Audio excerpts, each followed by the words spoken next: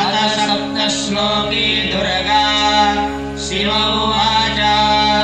देवी त्वं भक्तसुलभे सर्वकार्यविधायिनी कलौ हि कार्यसिद्ध्यर्थमुपायं ब्रूहि यत्नतः देव्युवाच शृणुदेव प्रवक्ष्यामि कलौ सर्वेष्टसाधन मया तवैव स्नेहेन बिम्बास्तुति प्रकाश्यते ॐ अस्य श्रीदुर्गा सप्तश्लोकी स्तोत्रमन्त्रस्य नारायण ऋषिः अनुष्टुप्-छन्दः श्रीमहाकाली महालक्ष्मी महासरस्वत्यो देवता श्रीदुर्गा प्रीत्यर्थं सप्तश्लोकी दुर्गा पाठे विनियोगः ॐ ज्ञाननामपि चेतांसि देवी भगवती सा बलादाकृष्य मोहाय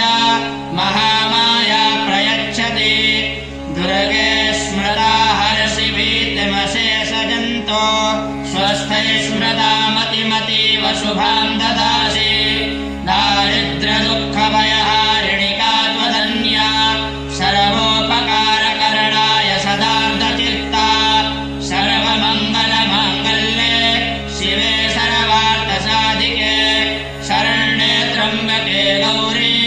नारायणी नमोऽस्तुते शरणागतदीनार्ता परित्राणपरायणे सर्वस्यार्तिहरे देवी नारायणी नमोऽस्तुते सर्वस्वरूपे सर्वेशे सर्वशक्तिसमन्विते भयभ्यस्त्राहिनो देवी दुर्गे देवी नमोऽस्तुते रोगानशेषानपहंसि तुष्टारुष्टादुपामान् सकलानभीष्टान् त्वामाश्रितानां न विपन्नराणां त्वामाश्रिता ह्याश्रयतां प्रयान्ति